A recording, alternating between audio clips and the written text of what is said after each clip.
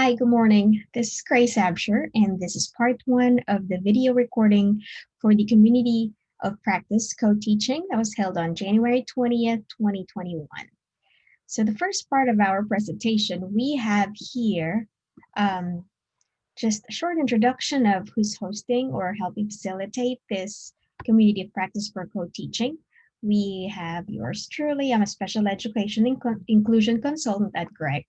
We also have Katrina Wagner, our wonderful special education due process consultant, and Dr. Bobby Knoll, who is a special education literacy consultant.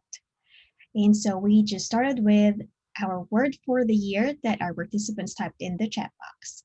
So our learning outcome for the session in this hour, it includes to share our ideas and experiences from co-teaching during the school year, and also to learn from our fellow educators as they share their ideas and experiences. That is our whole goal for this community of practice for educators and leaders in the classroom, building, district level, to share what they have experienced and what they're trying out, and also to learn from others.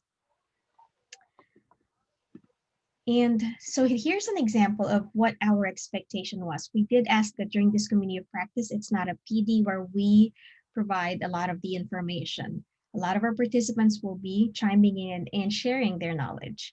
So this is what it could look like. As an example that I've provided is currently the topic that's most pressing for me is teaching small group virtually with my co-teacher, because I have more than one co-teacher. So I noted here that the struggle that I continue to experience is that teaching the grade level work while implementing this specially designed instruction, because I have to plan with several co-teachers in different areas, just like most of our special education teachers in the elementary level, serving multiple grade levels and multiple content areas. So with that, what I have tried that I find to be successful, here's the evidence, a specific evidence of what I have tried. And if you click on this icon on that slide, which you have editing access to, you will see here an example of the weekly lesson planning that I have with my co-teacher. And it's very detailed here. This is something, it doesn't matter what the format is, as long as you already have what you're using right now that's working for you. If you find some items here that you feel like you can incorporate, go ahead and tweak yours. You don't need to use this form. It's the purpose over the format is what's important about the scope planning form. So this is something that will be more blank when I first share it with my regular ed co-teacher. And I will just say, Dr. Knoll, so next week, do you care to give me some ideas on what we're covering as far as this column right here, the objectives and standards? And if you already have lesson activities, please feel free to share them with me as well. So these are the yellow parts, the one that my regular ed teacher would complete. So I would share this lesson plan with her, let's say right now on a Thursday for next week's lesson. And I would ask my co-teacher to fill out the parts for the objectives and standards and the lesson activities ahead of time before we sit down to meet either virtually or in person and have our 20-minute conference together on a Friday, again, before the week of the actual instruction. So that's the kind of teacher logistic that happens when we use co-planning form like this. So come Friday, when we have the 20 minutes to talk to each other, she could briefly tell me about the objectives and standards, and then what lesson activity that she will have for that one. What assessment might come with it, we can discuss that, and the co-teaching structure. So if we are, for example, having that whole group to start the lesson, it could be one teach and one assist. And then the students will get on that online personal practice that may be the specially designed instruction. And so with that, whatever materials we would need, we would include it here, and they could be hot linked as well. So they are easy to access and easy to reference to.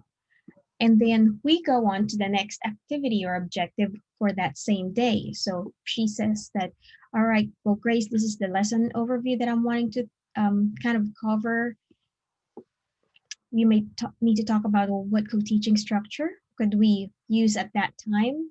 Because in the first 5 minutes, for example, we just had one teach, one assist. And with co-teachers doing this virtually, we want close to equal airtime as much as possible, just like how we would do doing face-to-face co-teaching. So over here, we may need to do team teaching. And then that's when we can provide possibly the explicit instruction, the modeling, and one of the teachers can take turns doing that for the students. And so whatever materials we will use there, again, we can hot link it here. And so that's the kind of conversation that happens. One objective for the day, and then we go on across here. And how are we going to do that? What activity are we going to do? And so you'll notice here that some of the yellow boxes have become orange because that is the product of the collaboration between the regular and the special ed teacher, because the special ed teacher will have more knowledge on what specially designed instruction needs to happen for our students with disabilities in that inclusion classroom. So if I say, for sure, we'll need explicit vocabulary instruction when we do small groups. And so that's one center that I'm comfortable leading. And with that, I can include here that slide that I will use for my small group so that you'll have access to it. And I'll also need your input for. So that is the evidence, specific evidence that I use to help my struggle with co-teaching and to be able to have virtual small group instruction during the non-traditional instruction. So with that, we will move on to a 5-minute work time because we don't want to put you on the spot. We understand that you have a lot on your plate. So at this time, we will do 5-minute work time for you to work on your assigned slide. That way you can talk about the specific struggle that you're experiencing right now in your classroom as far as co-teaching and inclusion is concerned. And then what specific strategy have you tried? And keep in mind that as you share this, you want to be as clear as possible. That way, our fellow educators who are listening could really picture what you have tried and get those wonderful ideas and maybe try that in their own school, in their own classrooms. And after a 5-minute work time, we'll go ahead and move on to our first participant. And Cassie Baker will go ahead and discuss the topic that she's struggling with and then what she has tried to be successful. That's on, and we'll move on to part 2 of this video.